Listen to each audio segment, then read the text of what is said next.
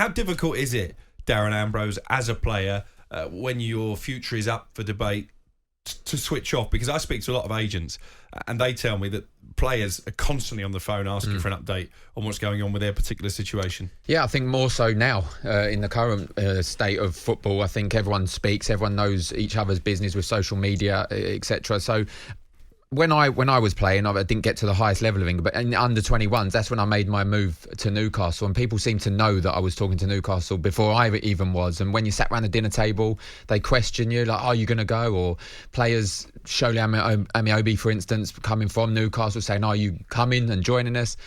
And I heard Darren Bent speaking about it a couple of weeks ago, and he's right. When you're in the full squad, like Declan Rice is now, I know they've just won a European trophy, or a James Maddison or someone, you'll hear the people talking about Champions League football and Europa League football, and you want to be part of that. And Benty had said I couldn't get involved in that because I didn't play in the Champions League. So when those conversations happen, naturally you're going to be thinking as a player, I want to be involved in that. I want to be involved in the Champions League. So when the clubs come in and start bidding for you, and they are Champions League football, Europa League football, it's only natural that you're going to want to look to get out of the club you're currently in.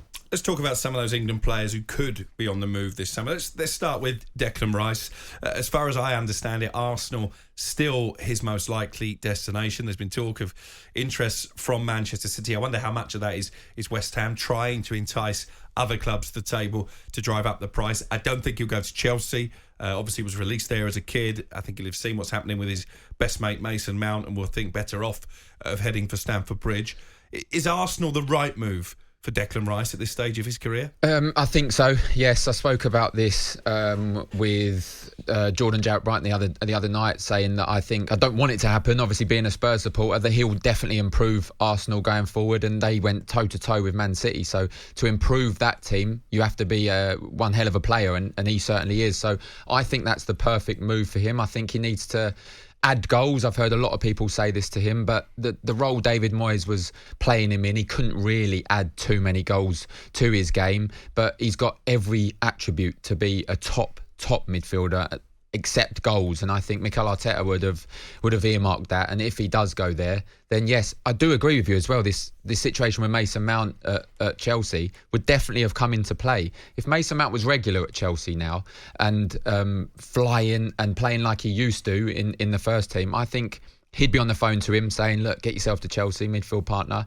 And that would come into play, whether people like to think it will or not. As a friend being at a football club, I had it with Benty at Charlton. It definitely does come into play.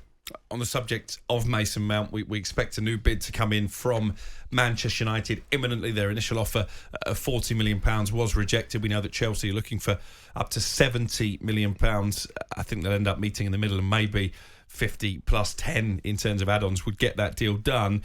One player who looks like he might stay at Manchester United is Harry Maguire. Interest in him from the likes of Tottenham and West Ham. I'm told that clubs in Italy are also tracking Maguire, but at the moment he wants to stay and fight for his place. Is that the right thing to do, bearing in mind we've got the European Championships come the end of the season? Can Gareth Southgate keep on picking a player who isn't fancied by his club manager? Yes, he can, and he will. I think Harry Maguire knows this as well. I think he's safe in the England squad at the moment, no matter what happens at Manchester United.